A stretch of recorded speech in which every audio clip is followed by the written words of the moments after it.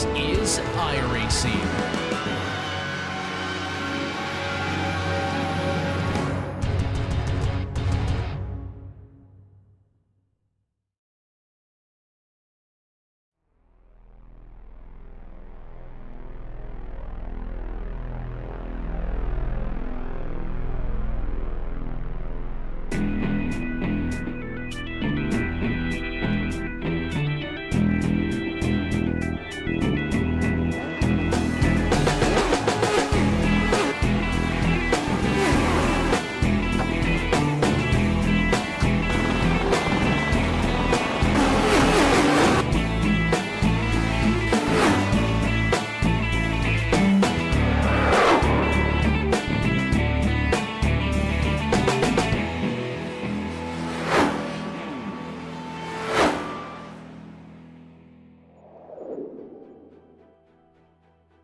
It is all about speed and pace and flair when you head yourself down to Hampshire. This is a circuit that demands you to be on the ragged edge each and every single lap.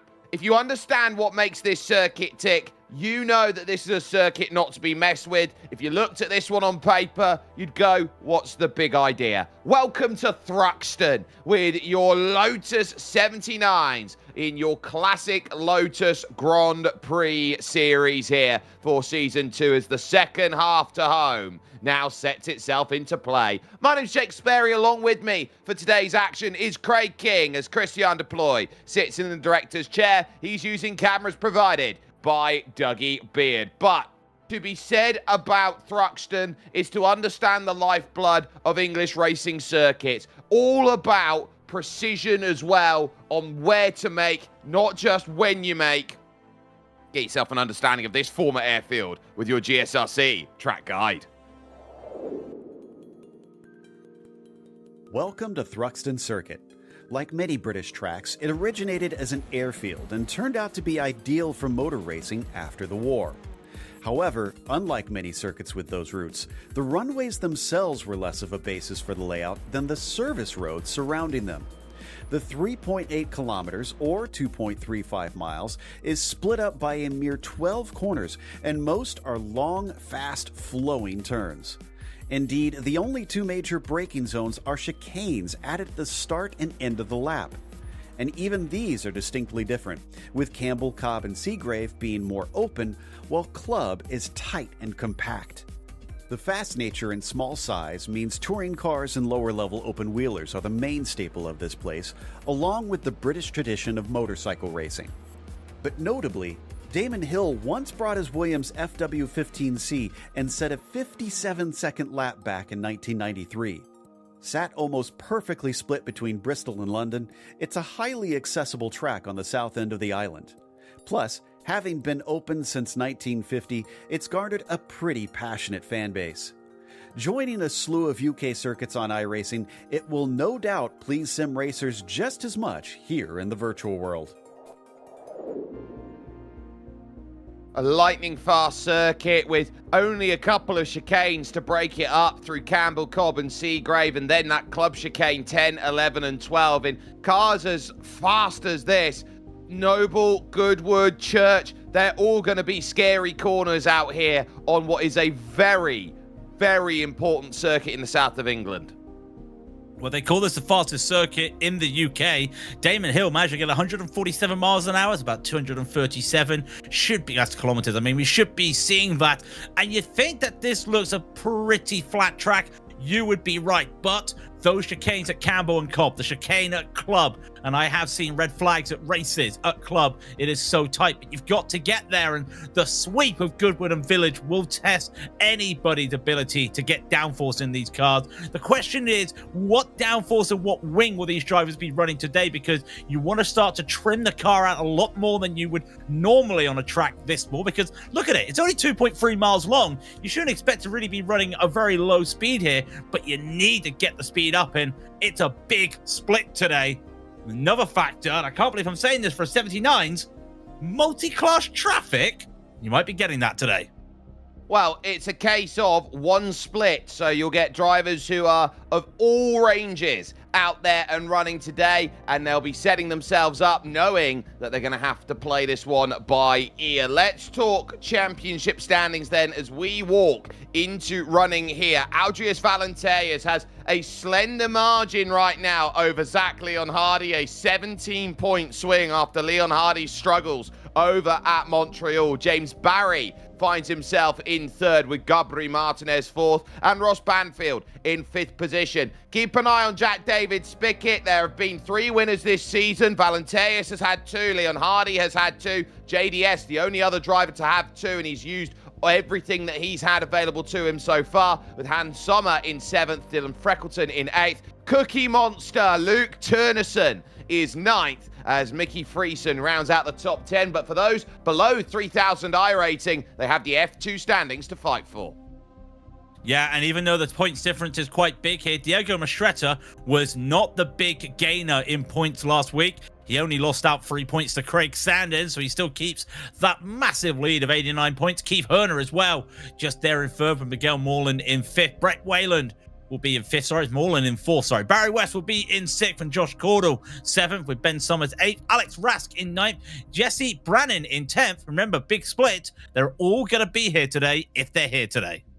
They are, and they're going to be looking at this as a really strong qualifying performance needed first and foremost. We've got a team's championship that is run through, and for the current times, it's Jib Racing who have the control, or Keep Renault Elf, or Team Renault Elf, are there in 2nd place with Barry West and Miguel Morland. Scooter Rib Ferrari find themselves 3rd as TVR Racing. It's just Dylan Freckleton on his own. He's doing well there in 4th position, with Vorsteiner Arrows Racing Team run by the Herners in 5th. Fittipaldi Automotive Kapersicar is there in 5th, as Northern Winter Racing are in 7th, along with Candy Team Tyrrell. You then got Ligier Chitanes in 9th, and ATS Wheels rounding out your top 10 in the standings. But Craig, first time here watching some wonderful Lotus 79s running. What do they have to navigate through today? Going to be 34 laps of this 60-second track. I said that right. You get the idea if you can do the maths on how long it will be. And it's open setups today. So use the iRacing baseline, use the setup you made yourself, or use one the community provides. But if you crash, your day is done. There is no spare car out there today. It will be a drive-through at 17 incident points. Disqualification at 25. Lap times are going to go so quick, you won't be seeing that 25 incident point. May not even see that 17, because you might be finding yourself in the wall as qualifying is almost over, Jake. We haven't even rushed this, but it's almost over. It's almost over, but there are drivers who are taking their 2 laps right now, like Aldrius Valenteas, who has gone 2nd with his first attempt then, and that is a 59.8, which puts him about a 10th and a half behind Ross Banfield, who's really come out of the woodwork here to say, look, I'm going to be the driver to beat today, and says that he might be the Thruxton specialist out there. Jack David Spickett yet to set a time. Neither has Zach Leon Hardy at the moment. Christopher Lanejak, also Miguel Morland, Thomas Willershausen, and Dominic Okiokiuso, then in the number 37, also hasn't set one. JDS now getting ready and is put his first time up to 3rd, just 13,000 shy of the gold standard. Yeah, but it's a surprise not to see Valenteas in the pole position. He's going to do his best as he'll come through the club. Not taking a lot of speed there, and I wonder if that was an off-track. I'm actually a little bit curious. Did he cut the club chicane a bit too much there? Nope, it's enough to put him on pole position just ahead of Ross Banfield. And Ross has already had his laps done, so has James Barry. And now Jack David Spickett, one more tight corner to go. This is going to be Church, and he won't be wanting to go there. Look how much they cut that curb. They've got the curbing, but the reference point, it's almost like the Top Gear test track. You've got to use the tire barriers as the reference point. You very much have to. You can see here, working over towards this club chicane through 10. Look at the rotation. Then to 11. Leon Hardy goes 4. Can Jack David Spickett find something out of the woodwork? No. A 59.9. That's not going to cut the mustard. He's going to stay 3rd with that attempt. You've got Christopher Lanejak out there on a 2nd lap. Still keep Zach Leon Hardy in mind through Goodwood, which is the corner nearest to the Goodwood estate. which is so important to racing. And Zach Leon Hardy now taking that section through Goodwood now, over through Village, and looking to set up for Church Corner. You say a little prayer every time you go in through here. Hard full speed, turn in as early as you can. And now he's down into Brooklands as he looks to the left and sees some of the modern day scenery. He'll get himself ready to go to the tight club chicane. Many races have been won. Many cars have been destroyed through this chicane. Needs a really good time. Got to find a few tenths to try and get up to the front of Valenteus. Cuts in as much as he can. It's a 59.6. It won't be enough for pole. Just shy, and so the stakes are set. Then here from Thruxton, and Aldrius Valenteus has thrown a wonderful start then to his day with a pole time of a 59.536. Zach Leon Hardy will be alongside him for company as Ross Banfield and Jack David Spickett are on row 2. James Barry and Mickey Friesen are 5th and 6th, with Josh Cordell in 7th and Cal Young in 8th, leaving Seamus Power and Christopher Lenajak rounding out your 10. Good qualifying for Craig Sandin today. He will be 11th alongside Aaron Blair in 12th. Mike Rasmus will take 13th and Ilka Costasalo 14th. Josephine Becker makes a return in 15th with Remy Villeneuve in 16th. And then it's Andrew Petty with a very slow time in 17th for his standards. Matthew Cochrane will take 18th. Then it's Jesse Brandon 19th. And David Ricciardi, victor yesterday, in 20th today. Your F2 Championship leader is 21st with Diego Mastretta. Miguel Morland is there for company as row 12 houses Michael Taylor and Alec Cunningham. Mikhail Zabala is 25th with Byron Long as Alex Rask and Jean-Francois Boscus are 27th and 28th. It's Ben and Barry on row 15, Ben Summers and Barry West. Jason Kravoviak will take 31st with Renko Yankee in 32nd. Todd Herner will take 33rd with Andre Felipe Diaz in 34th. Uwe Zellbauer will be 35th. Gary Hackney, the last of the time, qualifies in 36th. Meaning Thomas Willerhausen and Dominic Ochioso will be on the back row in terms of iRating. It's nice to see Dominic Ochioso out there and pushing for what he has then from last to as far forward as possible. Short run to Allard, turn number 1. Imagine this as motorsport without the elevation. It's engine notes rising, 34 laps here from Thruxton will start now, and the launch gets itself going as they all look to try and dive through. There's already contact on the run then towards turn number 1. They've got to be so careful about it. It hasn't resulted in anything further though as they walk through the opening stages. One car, Thomas Willerhausen, has started from the pits into the chicane. There's a big smash up for Cal Young. Taking too much speed there. I was going to see who it was that Cal Young did, and everyone's now going there. I think it was Renko Yankee as well having a moment. Aaron Blair is the car that's off there after that moment. He's going far down. Cal Young's going down as well. Give it up for Andrew Petty and Josephine Becker, both of them up 5 places. Michael Taylor, from all the carnage at the start of the race, he's up 7 places. And talking of 7th, there's Zach Leon Hardy. He's the number 5 car, getting the good start he needs to be battling against Valenteus. He's looking right away, but that will give him the outside when they come around to club. Yeah, can't commit to it the long way around. Valenteus just fends it off. 5 clear at this front, but Valenteus runs wide. Why don't you pick his pocket, Zach? As he gets to the inside for Allard, and he says, well, Stella, I'll move up to the race lead. So they'll head themselves over to Campbell and Cobb, and ultimately Leon Hardy, now your leader. Banfield 3rd, Jack David Spickett 4th, James Barry sat on the back there in 5th. The first lap, Mickey Friesen, Elena Jack and Cordell all having to take a slowdown in the middle of the front of the top 10 for cutting the club chicane. The first time is the worst time. So they're going to have to just work out. And I think even Josh Cordell got run over by Seamus Power almost just because of that. But you're on board with Valenteus. A rare mistake. And usually we talk about trying to get the tyres warmed up in these cars. Well, you're going to need more than just 1 lap to warm these tyres up because look how quick it is. But Jack David Spickett probably got those tyres warmed up now, but nowhere for him to go to Banfield. You're going to see this for a lot of the race today, Jake. No one's going to look for the moves into club until, I would say, about 10 to go.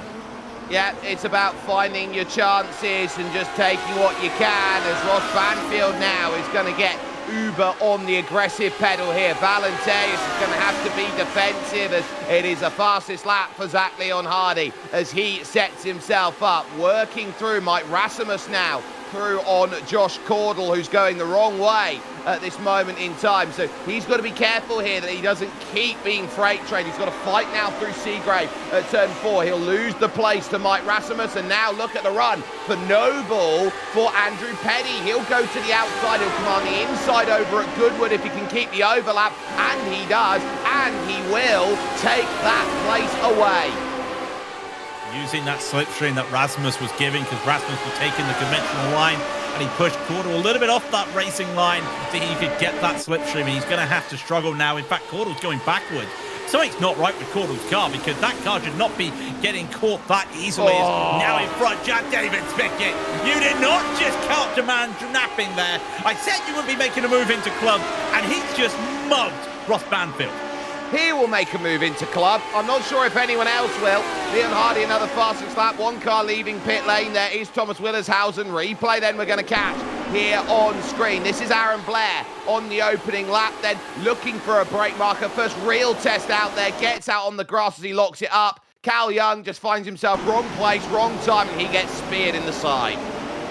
Well, that's what you get for not having the up-to-date livery, the up-to-date logo for GSRC, because we also know that gives you a few tenths and it gives you protection from dive bombs. And that was a little bit unfortunate there for Blair. Cold tyres, knowing it was a little bit free wide there and having to just try and get avoided. And not a lot you can do once you hit that grass. You're a little bit of a missile. Remy Villeneuve, of course, he is Canadian, of course, having a nice little battle in the back of or the middle of this field. And this is what we mean. It's so chaotic, full split, and been a while since we've seen a full grid here of 38 cars getting past Matthew Cocker, who Matthew concedes, but he's overcut the entry into club here. Gonna have to be careful. Matthew might make a response here, but he's also had a moment out there. He's a bit lucky there. As look who's fastest, dare I say it? JDS is pushing. He has to. He knows he has to keep his championship hopes alive, as Diego Mastretta sees Cal Young calmly work his way through. So another place that changes out there, working through very deep by Mastretta. There is Craig Sandlin by comparison, who is once again, Craig, ahead of Mastretta. Yeah, which Craig we talking about right here, because it's the best name in the world, but he's still having to just continue on. Valentea is now getting caught out by Jack David Spickett around Church, and dare I say it, was that around the outside? No, it's on the inside, but Valentea's running over the grass. That's a mistake from Valentea's. I can't remember the last time we saw Valentea's this human on a racetrack. I would have said the last time we saw him this human was Road America in the 49s. You can see going through Village, just over pushes it, 4 tyres in the grass. I think you might have found him in the Village pub. Mine's a pint of cider if you're going Valentea's. Drink responsibly, but it is a Mayday bank holiday here, so I'm pretty sure you'll be getting a bit of custom out there, but not the best run as well. I'm seeing on the timing tower, Alex Rast, the 32, has had a moment as Petty continuing to battle here. He's got Rasmus in front of him, and he keeps looking. And I just wonder now, this is the sort of track which I don't think suits Petty. I don't think he enjoys this, but he's a super formula driver. That's speed, right, Jake? This is speed. Surely speed should work with speed around here, and this really should help Petty, but didn't have the best of warm-up races today. No, but he'll be looking to use that as experience to say what not to do out there. Davide Riccardi here in the 28 with Mikael Thabala, who is representing Tokelau with his flag out there, and behind him, Diego Mastretta, who has dropped 2 places over the course of this lap. So progress has been made in Swift, and Riccardi eyeing up a top 20 and knowing how critical it will be to find it. Valenteus not done here into turn 2 of Campbell, now through Cobb. He's looking to try and set up a run here for Seagrave, and hopefully he'll get a chance to run away, because Zach Leon Hardy is a second and a half down the road, and the worst thing for Valenteus right now is a Zach Leon Hardy that's got a car in between himself and the gold standard. Yeah, and at the moment, it's not a lap car, but give it some time. I think he may be meeting some lap traffic later, but Valenteus, he gets up to the back of Jack David Spickett, then they get to the corner. They got to Noble, and he had to just back out of it. He's going to get to, sorry, not Noble, sorry, it was Seagrave, and he gets to Noble, had to back out. Going to get close to Goodwood? We don't know. How about James Barry, though? Barry trying to get this move on Ross Banfield. They look tired. That was always going to happen at club. Something had to give, and I don't think Banfield wanted to give. And very lucky off the exit that he doesn't catch Mickey Friesen for his troubles. There's also troubles for Todd Herner, Andre Felipe Diaz, and the likes of Miguel Morland. Alex Raska as well has had a big incident. So 2 incidents on this lap to go out there and note. So this is how it goes wrong for Alex Raska. Then spin through the corner, and everyone there at club, oh, that's a horrific incident there. Endo and into the barriers. Fortunately, the speed there dropping, but critically there for James Barry. He slides into the corner, and you're always merging to the same point. It's 2 into 1, and he just ends up rear tyre over front. And when I mentioned about how in the real world you see a lot of red flag incidents there in races, that's the reason why you get something like that. Cal Young, well, he hasn't had that moment at club. He's had moments elsewhere, but give it up for Cal. This is a good recovery drive. Started 8th, had that crash at the start of the race, back up to 16th. He's in striking distance of a top 10, doing really well. And behind him, Craig Sandin, who's absolutely doing great when it comes to the championship. Because remember, F2 championship, the standings for all the championships are done by your average race time. If there's one split, it's basically where you finish in this race. The higher he goes, the better he gets for points, and he needs it, especially when Diego Mistretta is really struggling out there today. And what they'll note as well is that traffic will come along very, very quickly, because the cars, like the likes of Renato Yankee and Gary Hackney, they are 5 seconds a lap slower than your leader, Zach Leon Hardy. Here's Craig Sandlin at the moment, dealing with what he's got. GSRC replay. This was Todd Herner, then finding himself into troubles. Out then of Seagrave. Oh, he just catches a bump over the grass, and the car just spears to the right, spears to the left, and he just gets absolutely T-boned. There, a straight head-to-head contact, and there is nothing you can do to avoid that. That's a weird one, because you tried to set up for the car not to have that weird flick at the end, and it happened, and Cal Young got to look for a bit of a scent here on Cockerham. Matthew was aware of it, and he backed out of that straight away, but can he get a good run here? It's almost like an over-under, but he's not looking like a God of Thunder right now. James Barry might be looking like a bit of God of Thunder, though. Look at everyone just going by. That's Mickey Friesen. He's trying to put under pressure. He just can't get it now. And I wondered, this exit out of Seagrave, out of Cobb into Seagrave, well, with that double toe that Friesen's getting, I still feel he's a bit too close to Barry. And Barry's just had to lift off a little bit so he doesn't run into the back.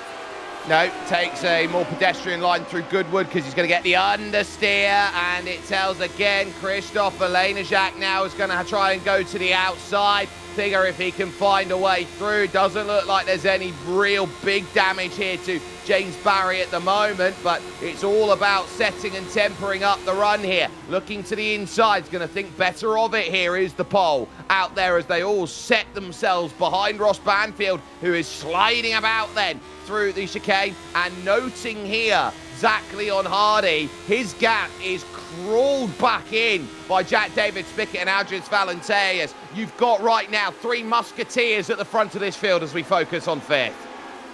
Got the focus on 5th. Well, how fitting it is that the 3 championship protagonists, you could argue, all drivers that have won a race this season are 1, 2, and 3 out there. So, well, that's one to keep your eyes on, but you've got to keep on this because Friesen is pushing. This will be a great battle for him. Petty as well. We talked about not a good qualifying for him. Still trying to battle. He's trying to battle Josephine Becker. And is this trying to be an over-under at Goodwood?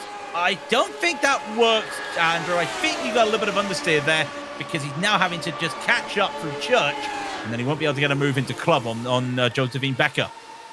Mickey Friesen, side by side, is going to go the long way around Ross Banfield, and he's going to have to back out of it here and gets very heavy over the club chicane. James Barry's going to have a chance. Watch out for your leaders, though. They've just dispatched the first bit of traffic in Gary Hackney. It means that Aldrius now gets a look to the inside, and he's going to get the lunge, and he's going to get the place back on Jack David Spickett. Covers it off then through Cobb Corner, and is going to be happy. James Barry doesn't get his pass done then on Friesen, with now Elena Jacques and Seamus Power sitting back there in 8th place. So 5-car train now for the minor positions. Podium all there together right now within 1.3 seconds as Mistretta pits. That's a big-time story there for the F2 Championship. If Mistretta's in the pits, he's retired the car. I think he had a little bit of an incident out there and did not have the pace. That would be a drop week for him, Jack David Spickett. Well, he's dropped 1 position and he's trying to get that back again.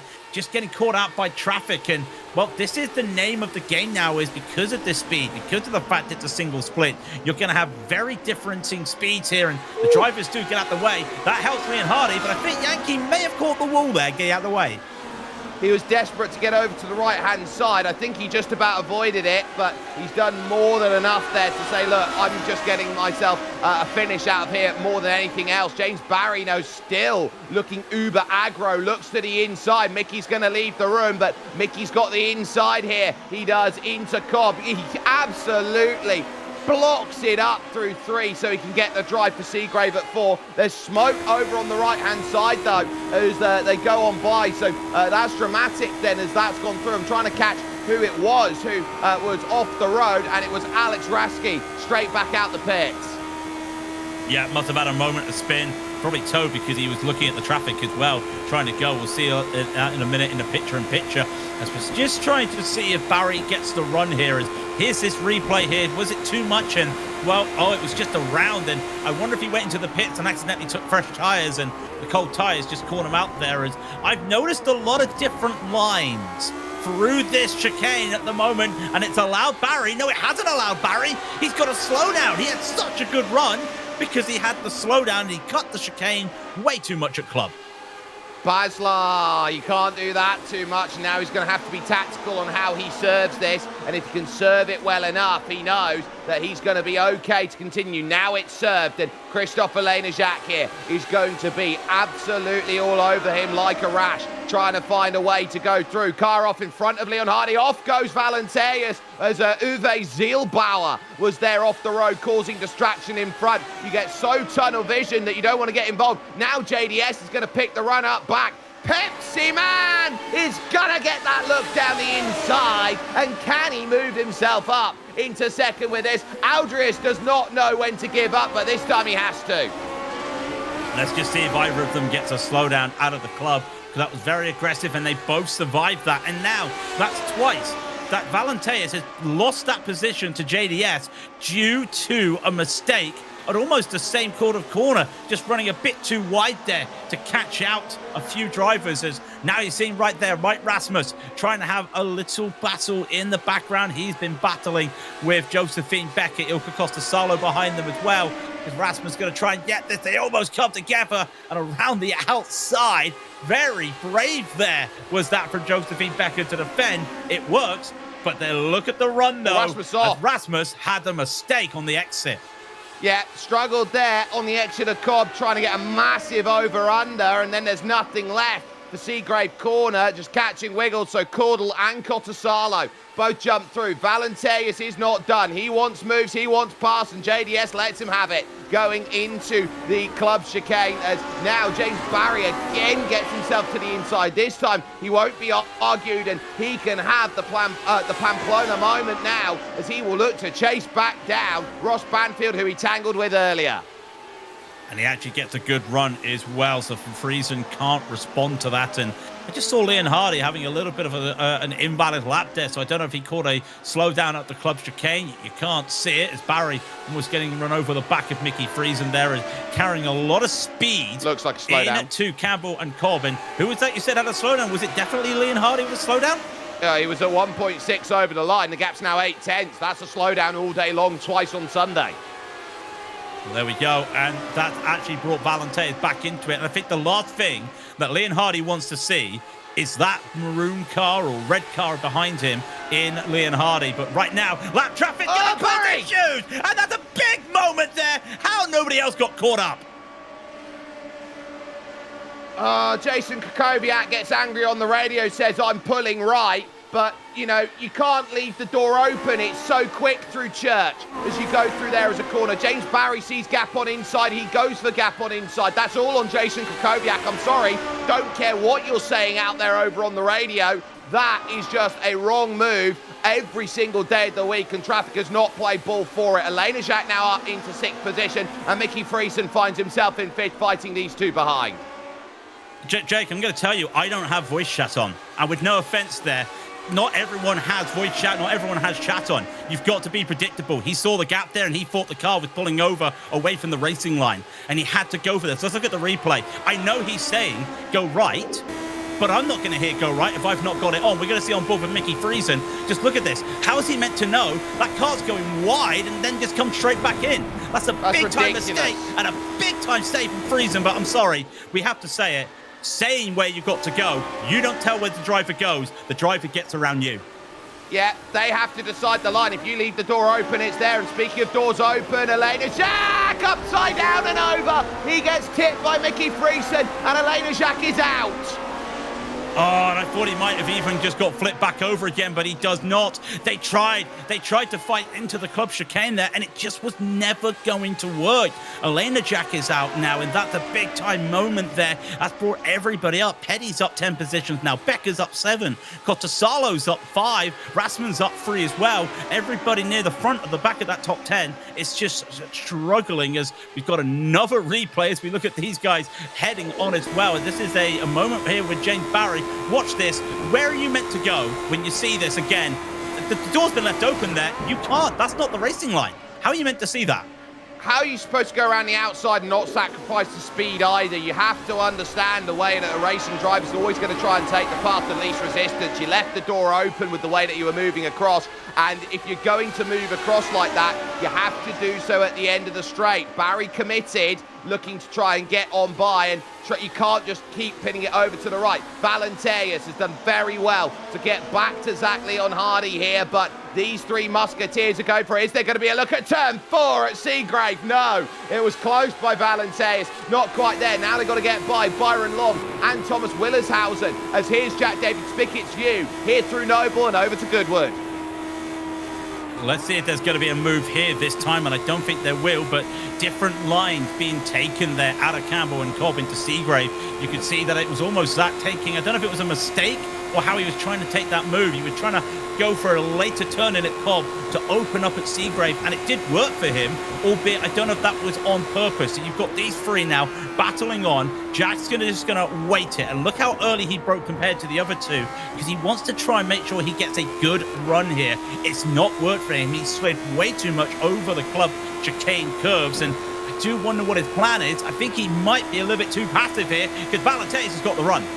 And he's got the dive down the inside, and Leon Hardy's just going to pin it on the outside. Now it's going to be a big slide from Leon Hardy. Aldria's absolutely committed, gets to the race lead, but he'll have no run after that at Seagrave here, and there might be a chance to Goodwood now from Zach Leon Hardy. It's defended to the inside now by Aldrias Valenteus. Zach Leon Hardy, now on the back foot, has got to challenge the gold standard. Well, he's been showing it the last few weeks that he can do it. He's not going to try and do this around the outside of Church, and he's still trying to do that over-under that we saw with Andrew Petty early, but he's got the run. But to do this, he'll have to do this around the outside of Club. He is ahead now, but Valenteus has the better line. Hard into the braking they go. He's allowed Valenteus to do this. Valenteus, very well done slowing that car down. He does not have the run. He played him hook, line, and sinker, and Leon Hardy takes the lead back. Absolutely ace from Zach Leon Hardy. Played him like a fiddle. Set yourself up, get the pass. Aldrias chucks it back though. This is a heavyweight Titan scrap between these two, and they are not just sparring out there at the moment here, Craig. They are throwing haymakers. They're throwing haymakers like it's Drago and Williams Esports out there, but they're making sure they're keeping this within the limits of the contact here, giving each other the space, but also showing the gap's going to be open. I'm taking the gap, and this is the furthest ahead that Valenteus has actually had the lead for a while, and I wonder if that's going to help him, because the biggest issue on this track, we've seen it. The lap traffic is really going to be hectic when it comes to full speed, and that's what a lot of drivers are doing. Look again, Leon Hardy has to take the conventional line, but he's able to take different lines and keep the speed up compared to Valenteus. I wonder if that's going to play in his factor later in the race. I think it's going to be very tough to navigate through Christophe Lenajak then. We'll take a look at what tipped him over. Remember, here with Mickey Friesen. So it's too wide. You never want to be too wide for the final corner here. And he just finds himself on the outside. And you can hear the Price is Right music when you fail there on the outside. Ba-ba-ba-da, and you're over. Yeah, and like normally when you have an incident like that, somebody would say, well, you drove like he wasn't there. There was nowhere else for Mickey to go. He, in all due fairness, he tried to get as left as he could on the exit of the club chicane, but the car said no. And that's unfortunately the day done for Quartararo. Cal Young, well, he's having a really good recovery drive up here. Yes, he's only 17 seconds behind the leaders. Remember, he started in 8th. He's in 12th right now. He's got Josh Cordell ahead. Mike Rasmus just in the slipstream. He's doing well. Michael Zabala, well, he's actually doing pretty well for somebody that started at the back of the field. He's up 8 places right now. Real good drive. He's got David Ricciardi 2 seconds behind him. He's battling Michael Taylor and Barry West. Every time we see Barry, oh, he's having fun. And as we say, he's got his own photo in the background for him.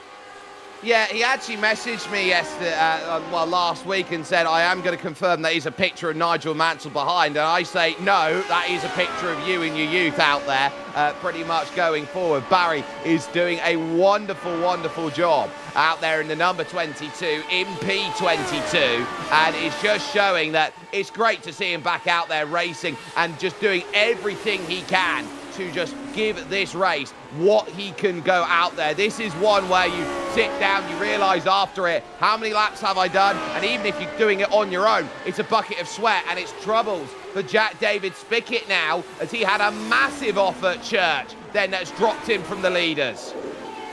I wonder, did he actually just hit the curb? Yeah, he hit the curb there. He was cutting that corner way too hard there. And we always say, sometimes you give and the corner's just going to take from you. And that's what happened to JDS there. Keep that P3. Mickey Friesen looking to keep on pushing up. This is a battle we've not talked about for a while in any sort of classic series. Mickey Friesen versus Seamus Power. Seamus is really having to put the, what's the word? Power down? That's the right word. Trying to get past and more smoke around them. I think some other drivers have had moments around them earlier in the lap. Seamus Power is going to be focused forward here, Craig, and he'll see anything except Mickey Friesen as white noise in front. Yeah, but of course, he's also got a second up the road. Lap traffic going to be using that to help him. It's Miguel Morland. Use that to help, but on this rear, you're seeing the exhaust fumes pop up as well. Seeing the sparks go, the lap car, you're just going to see him just on the left, just there. There they go. They get by for everybody, and Mickey could not use that for slipstream like Seamus could, and that's a little bit of an advantage for Seamus, able to use that slipstream a bit too much. Mickey attacked his corner, and it feels like everyone is taking the club chicane differently every time we go around. I've not seen someone hit that consistently correct. No, and it's because you have to do so much work on your entry to get the second part absolutely pinned down. So if you can't get the first part right, then where are you going to get the second part correct out there? Seamus Power knows it. Jean-Francois Boscus looking slow out there on circuit, and he's dropping back. Then as he trundles off the road, I wonder whether he's had himself an issue. He has. He's had a full-on spin. He's tried to save it. Look at it. He's trying to hold on. And eventually it snaps at Village. Whoa, easy there, Daisy. Just hold on to it, and he did the best he could, but at some point that car was always going to kick him off the road. And well, he's still driving, I think. He's got the toe now. I don't think that's going to be his day. He's not had the best of days out there. And Zach Leon Hardy was not having the best of days. Mike Rasmus trying to have a really good run up the field now. Cal Young gets by him, and Young is now up to 10th. Again, what a recovery drive that is. Remember, he started 8th. He's got 2 seconds away from Ilka Costasalo. He could finish where he started after being at the back of the field on lap 1. That's a real good drive there from Cal. It is, and this is something we haven't talked about today with all these position changes. It's the weather, Craig. I'm not so worried about the track temperature out there at 20 degrees. It's very cold, but it's a flat circuit with a 23-kilometer-an-hour wind. Yeah, and I'm just looking at it. If we were going any longer in the race, that wind would be going back on yourself. It's westerly at the moment, and people are going to ask, well, where's north? Well, I'll let you tell you where north is. North is basically here right now for Seagrave. Well, some would say north is where you're facing. I would say, yeah, north right now is the top side of the circuit. So it's the chicane out there of Cobb, of Seagrave, of the likes of Campbell Corners. but you note that that wind is going to push you over towards Goodwood. It's going to pull you away as you head to the next stage. And Valenteas, for the first time, as Leon Hardy gets in the grass out of turn 4, breaks a second and a half. Yeah, I heard the elastic band snap, and I do wonder if Leon Hardy is now just having a little bit of issues. Car's a little bit overheated. The tyres, sorry, got to cool them down. Costasalo's trying to also get past Josephine Becker. Always good to see these two fighting again. We haven't seen Becker for a while. It's continuing on, and this is where the track now, the wind starts to go against you, and now you're fighting that wind through into the village. Church will be there for Becker. There is some traffic just up ahead, but shouldn't be affecting them too much. But it feels like Ilka using the speed to his advantage.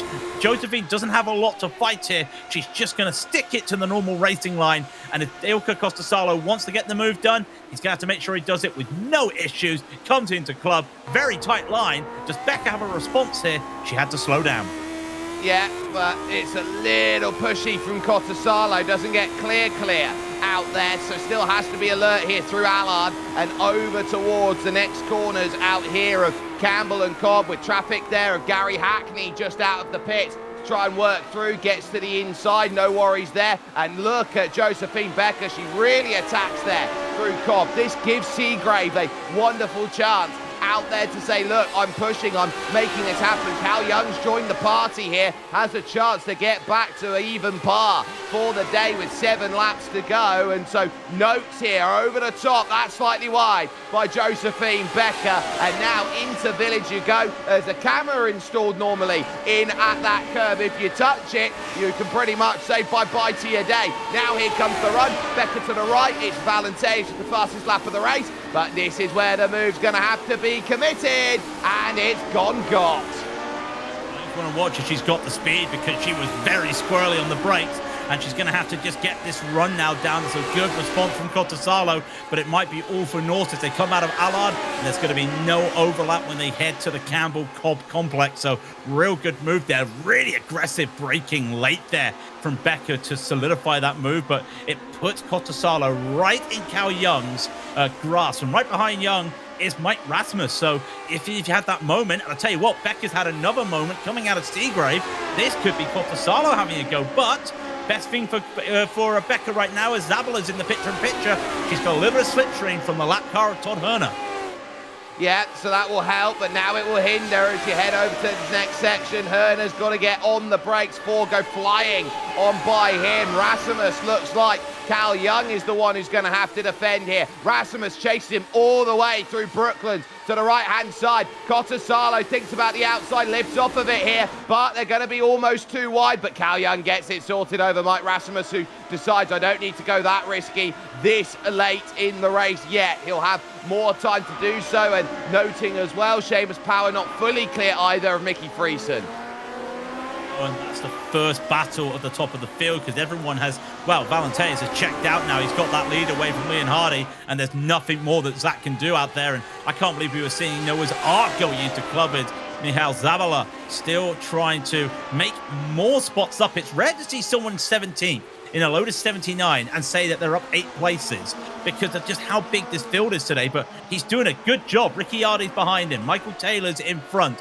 And this is going to be some good points for some of those drivers in that F2 championship, as Michael Taylor continues to push on. And they will get lap traffic once again shortly. And I don't know where the leaders are, and I don't know where the lap cars are. That just goes to show how congested the track is right now. Well, leader heading through turn 3 at Cobb right now. You can see Michael Taylor working through. Oh, trouble. Costasalo jams it up. Josephine Becker got the move done. And look at Cal Young. 2 for the price of 1. A bargain overtake.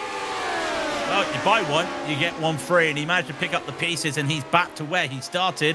I don't think he's got the time to catch up to Andrew Petty, but what a drive that's been from Cal Young today. Never has someone been, well, I started where I finished it. No one will ever say that was a boring race, because this has been a great run.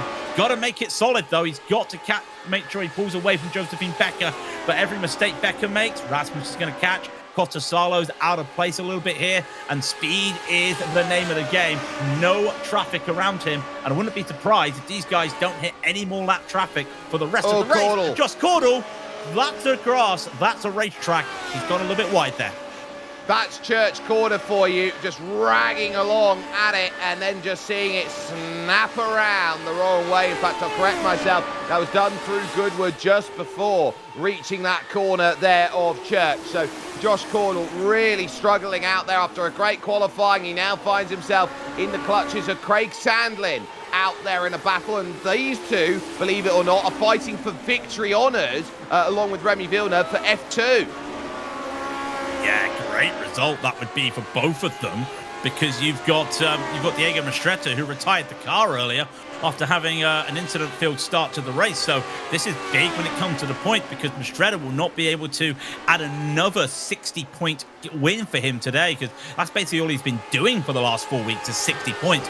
Big moment there. Josephine Becker now under pressure. No, not here. Not here. No. He's all right. He's all right, Jake. He's all right. Don't worry. You never go too wide at Church. It's a cardinal sin if you do out there. Everybody is single file as you head to Sunday service, but Becker is starting to really struggle. The amount you're having to rag on this car here at Thruxton, how much are you worried maybe that you're just putting too much heat into the rear tyres? And I think that's the problem. If you put too much heat into the rear tyres, let's just watch what happened here. I wonder if it was just, oh, look at them, look at the slide. Now, but that's not really a place that you have to put much braking on. So those tyres are really crying out right now. And if you overheat the tyres, you lose the grip. It's not about tyre wear in these cars, because you're not going to wear the tyres out in a 35-minute race. It's all about keeping the tyre temperatures down. And it just looks like Josephine may have just lit them up a little bit. And that's cost her a lot of time, because I said it cost her a lot of time. Almost cost her time. Able to pull ahead of Mike Rasmus quite a bit now. Valenteus, well, where is everybody? He's on his own as Barney's given him the white flag.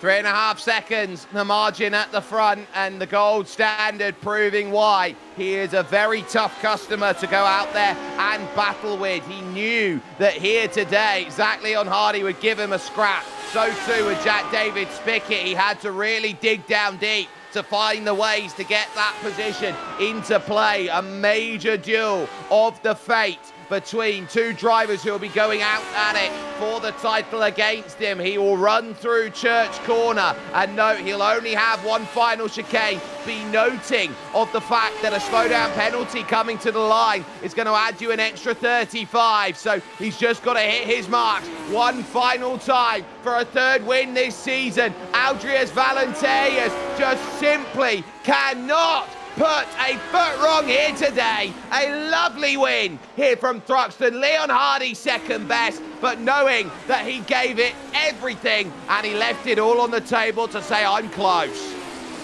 Jack David Spickett is really trying to put home a very late charge for the championship. Is there going to be a run from Andrew Petty here at the very last moment? Side by side, and he just misses out.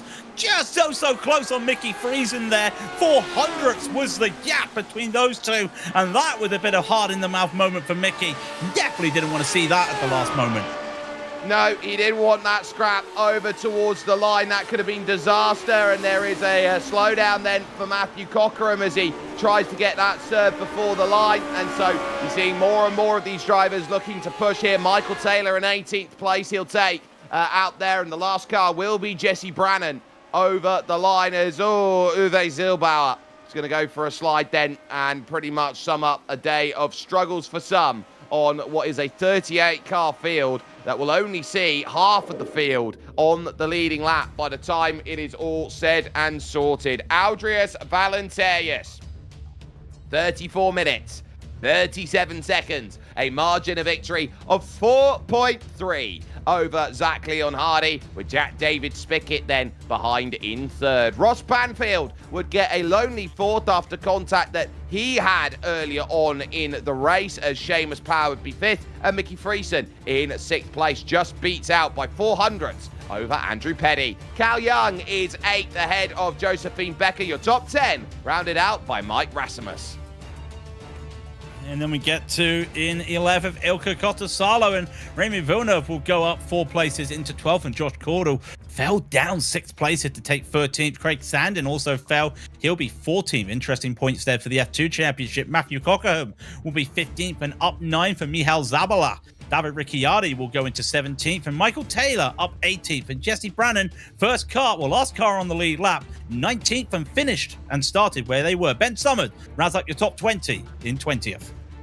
Well, 21st and a lap down would be everyone's favourite Barry West, with Byron Long a lap down, as well as Alec Cunningham. Keeping quiet over the run was Dominic Occhio-Chiuso, then the Scot in 24th position, just about getting 2 laps down, along with Uwe Zielbauer. Then in 25th, Renato Yankee would finish at 3 laps down, and 4 down to finish would be Andre Felipe Diaz and Thomas Willershausen. So behind that are drivers who now start to find retirement central, and the first people into there are Jean-Francois Boscus and Gary Hackney.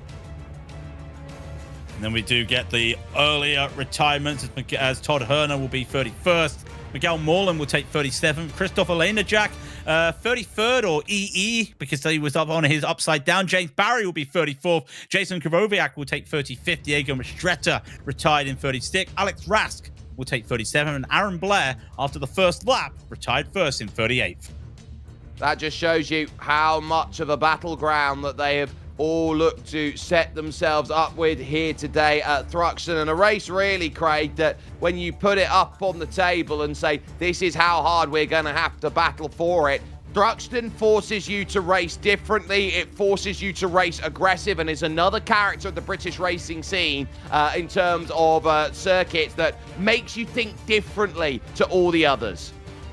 Yeah, this is one of the tracks that people either love or hate. And when you're watching it, this is now the 3rd or 4th time we've had Thruxton on a series for the Lotus 79s. Every time it has delivered, because not only is it just making you drive differently, you're having to think differently because you're constantly under that lap traffic. It makes you feel like you're driving an IMSA series instead of a Lotus 79. And the best drivers are the ones that actually navigate the traffic. We saw that today by one man, the gold standard, Valenteus. And that gold standard will be looking at everything and saying, what can I do? We are going to get a chance to jump in with Seamus Power out there at the moment, who had a very lovely run to racing action out there today. Seamus, Thruxton is one of these circuits where either you're going to gel with it or you're not. Started 9th, finished 5th, and pretty much had your hands full the entire way around. Yeah, that's one way of putting it. Yeah, I absolutely love Thruxton. I think this is only maybe the 3rd time I've raced here. IMSA Vintage one, and I can't remember another series the 2nd time. And yeah, I absolutely love it. It's like, to me, it feels the same kind of spiritual energy as Mosport does, which, if you've seen me race in IMSA Vintage, is basically my favorite track. But yeah, it was buckets of sweat all over the place, just trying to, fight with Mickey and stay ahead of him to the line. And yeah, what a race. It was lots of fun. Let's talk about management, because we know the Club Chicane is the toughest place in the world to try and get things sorted. And you had your fair share of thrills, spills and spoils that have gone on through over the course of this circuit. So talk us through navigating the Club Chicane and how critical that is over to the course of how you were able to get your result. Yeah, absolutely. I think it's, I'm not sure if it's a harder braking zone than the 2-3 chicane, but yeah, it makes or breaks a lap, really. It's maybe my one criticism of the circuit is just like, it's so bumpy over those curbs, and you have to cut them as much as possible to get as much time out of the lap. So maybe that's, I'm not a huge fan of that, but the force feedback over the wheel making it feel like I've broken everything in the car doesn't help. But yeah, I think the main thing is, as long as you can get a solid wide entry on the first and cut the first bit of the chicane, then that sort of opens up the exit, which will give you more time going down the sort of mini front stretch. So yeah, and obviously I saw a lot of people either go side to side in there and end up, with bad results. A couple of people hop the curb, which you can do if you cut one too much, I think. So yeah, really, really tricky. But I think I tried to play it safe where possible, and I think that really helped me out. And let's talk about being, a bucket of sweat today. It's the sort of race that afterwards you could do with a spa day. You've got the Circuit de Spa-Francorchamps in 7 days.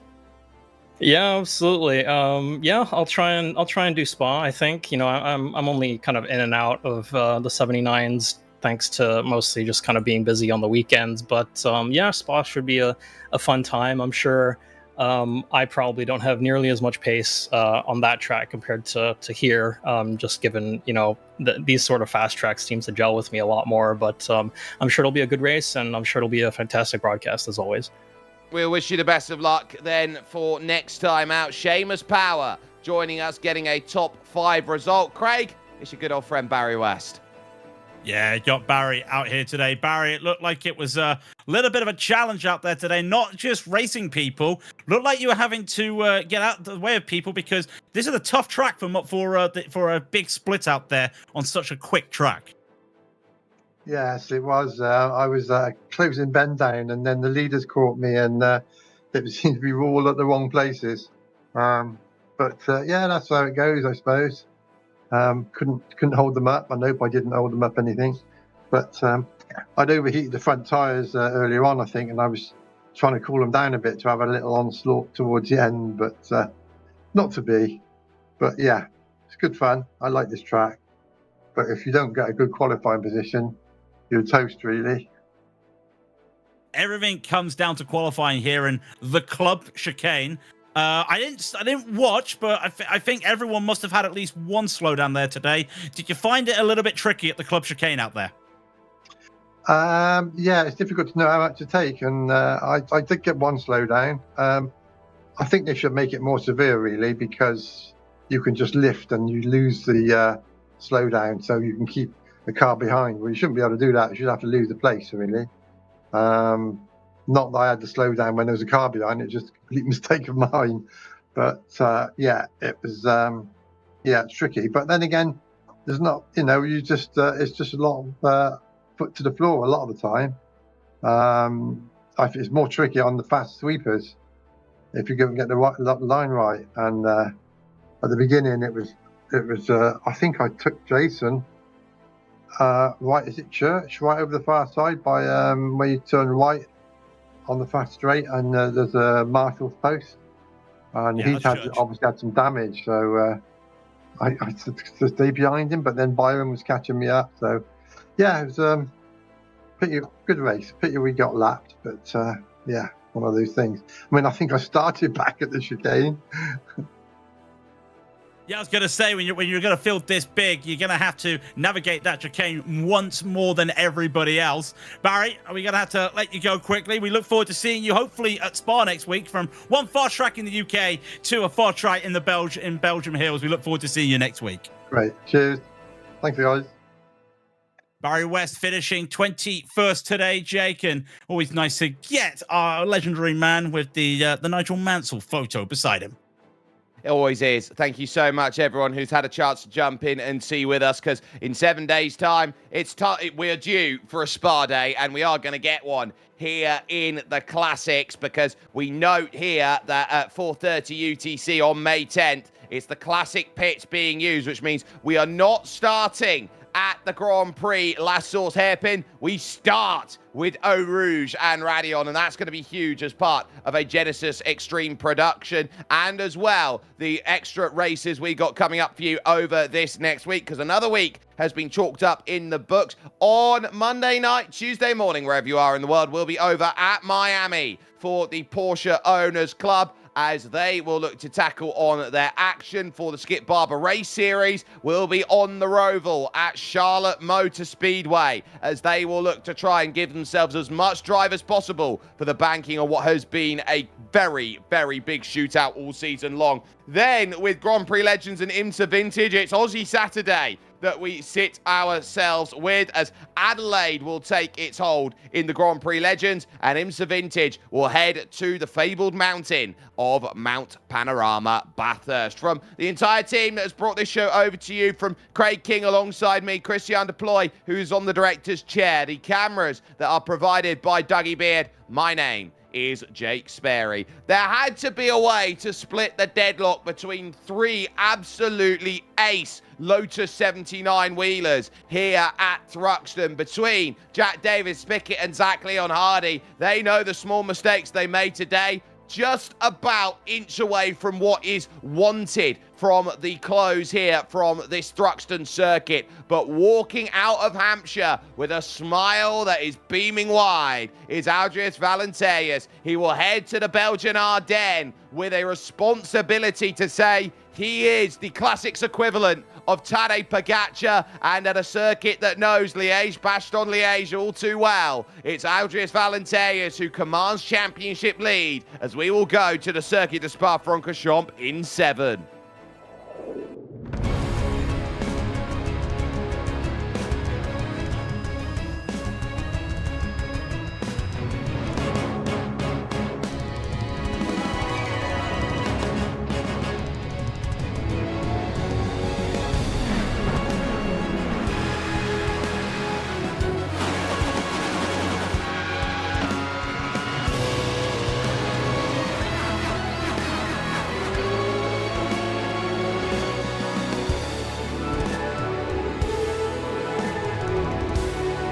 This is iRacing.